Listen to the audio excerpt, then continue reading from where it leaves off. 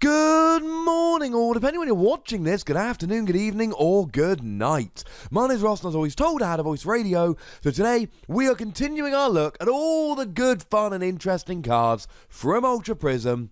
We're looking at Toxicroak. Now, spoiler alert, when I first looked at Toxicroak, I had him actually pegged for my pointless cards from Ultra Prism video. And then the more I thought about it, the more I thought, you know what?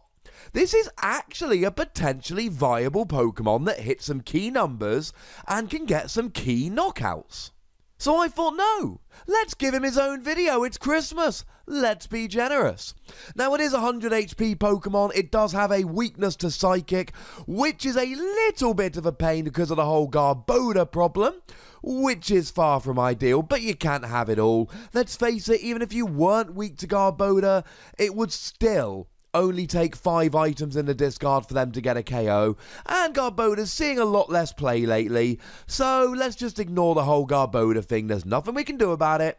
Let's move on with our lives. Retreat cost of 2 is the worst retreat cost in the game, but being a Psychic Pokemon is pretty good because you're hitting weakness against Buzzwole. Now you're also hitting weakness against stuff like Espeon, which still does see a little bit of play here and there, but primarily here, you're hitting weakness against Buzzwole. Buzzwole is one of the top Pokemon around at the moment. It is seeing a bit of play with Zoroark, occasionally. It is seeing a bit of play with Lycanroc. It is just an out-and-out good card that's a really efficient attacker, especially when you bring in strong energy. So having an answer to Buzzwole is a good thing. Could Toxicroak be that answer? Well, for 1 Psychic Energy, 30 damage plus poison. On a basic, I would really like this attack. It's for a single energy, which long-time viewers will know I've always been a fan of. 30 damage is fine, but of course when you bring in weakness, you're doing 30 damage to something like a Trubbish. Now that in and of itself is not particularly great because Trubbish has 70 HP, but then you bring in Poison. Poison does 10 damage between turns, and this will actually get a one-hit KO on a Trubbish, which is pretty nice. If you want to go completely over the top, I don't recommend that you do, but if you do want to go completely over the top, you can even use a Wally here to get a turn 1 Toxicroak if you're going second, and actually get a donk on a bit of the old Trubbish. But most evolving basics tend to have 60 or 70 HP, which means if you're hitting for weakness and doing the poison damage here, you are hitting the right kind of numbers. This is pretty nice. And I would be remiss if I did not mention Seviper here. Seviper means that instead of doing 10 damage between turns with poison, you do 20 damage between turns. Or if you've got 2 Seviper out, you do 30 damage between turns. 3 Seviper out, you do 40 between turns, and 4 Seviper out, you're actually doing 50 between turns with poison. Now we could go into the expanded format and bring in Burbank City Gym, but of course if you do that you can bring in much better ways of poisoning like Hypnotoxic Laser, so I think we should probably leave the Burbank City Gym discussion for another day. This really is a standard format discussion, because I think by the time we get into expanded there's just too many other things which are a better use of our time and resources. But for an attack on a stage 1 Pokemon for a single energy, this is pretty efficient. Now let's say you're just using this against something like a Buzzwole. Time you add a Choice Band, you're doing 60 damage, doubled would be 120, and then the poison kicks in. This could take down a Buzzwole pretty quickly. Now, I don't think you should. I think it's a little bit too clunky. But you could use a Professor Kukui here. Then you'd actually be hitting 80, which would double up to 160, which means you'd only need to do 3 damage with poison to get a KO on a Buzzwole. 2 Seviper. Now, 2 Seviper, a Choice Band, and a Professor Kukui is quite a lot to ask for. I don't think you're going to be able to get it going every game, but it's a one-hit KO on a 2-prize Pokemon. I don't see this as a big focus of your deck. I see this very much like I see, I don't know, Confusion with an Espeon GX. Espeon GX's Psybeam is not a game-winning attack. It is an early game, bit of damage, plus a special condition attack. That is where I think this Toxicroak comes in. And this is only the first attack. I actually like the second attack an awful lot more. 50 damage. if any of your fighting Pokemon were knocked out by damage during your opponent's previous turn, this attack does 70 more damage. So you're doing 120 if you had a Pokemon knocked out by damage, a fighting Pokemon knocked out from damage in the previous turn.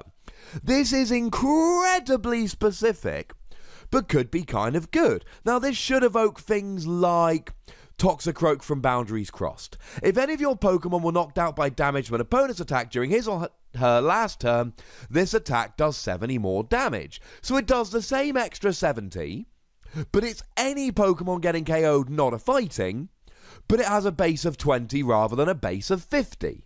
And this did see a little bit of play here and there as a nice little rogue Pokemon. Of course, there was the old SP Toxicroak. Now, there were actually a couple of SP Toxicroaks.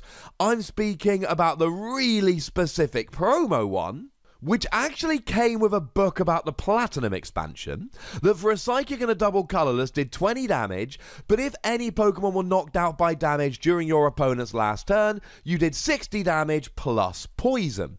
Now, this was actually really good back in the day, especially since you had Energy Gain, so it essentially became a single energy attack, and this became quite an expensive promo. So Toxicroak is back doing the kind of things that Toxicroak does.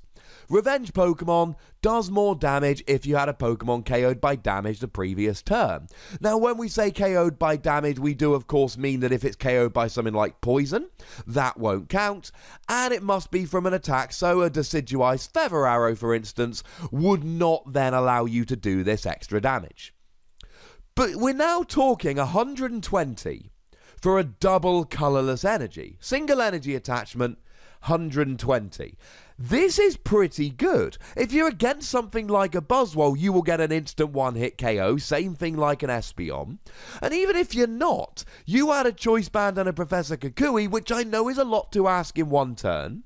You go up to 170, and all of a sudden that Tapu Lele is not worrying you anymore. You're getting a one-hit KO on Tapu Lele.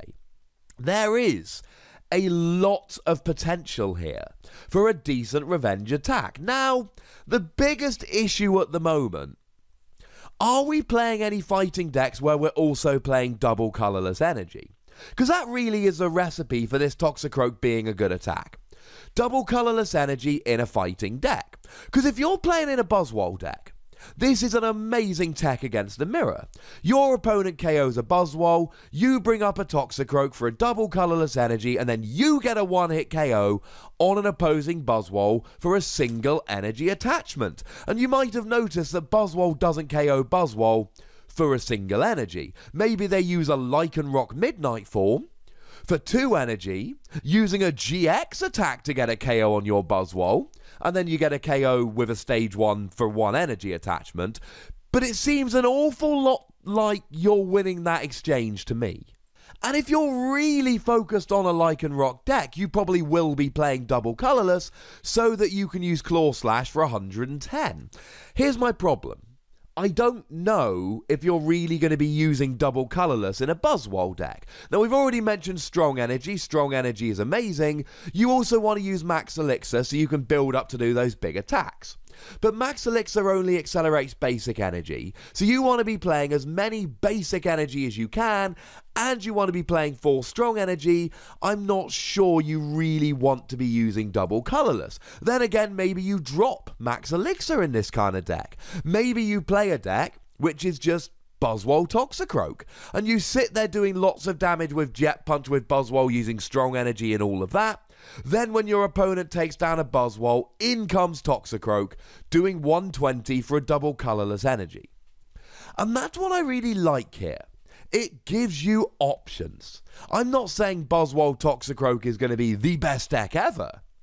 I'm saying that any Pokemon that for a single energy attachment can do 120 has got to be worth a test. Yeah, the double Colorless is awkward. Yeah, the fact that you've got to have had a fighting Pokemon be KO'd does limit the amount of decks in which this might see play. But honestly, this to me seems like a good tech Pokemon. It's a great tech against Buzzwole. It's a great tech against Espeon. and I could see this being teched into some decks in the future. So I'm going to give it a nice solid run-of-the-mill, ordinary, everyday garden variety 3 Wassies. It's a pretty good card that should be teched into some decks, and it's a nice, efficient attacker. But as always, ladies and gentlemen, these videos would not be complete without a comment section bursting with your thoughts and opinions. So let me know, go nuts, be nice in that comment section, tell me what you think. Make sure you also like this video, subscribe to this channel, follow me on Twitter at The Wassie, and Twitch for some live action at twitch.tv/PTCGRadio. If you want to support the channel, get some bonus podcasts and so on, you can do so by going to patreon.com/PTCGRadio. But by far, the most important thing as always is to look after yourselves until next time. Thank you very much for watching. My name's Ross, and you've been watching PTCG Radio.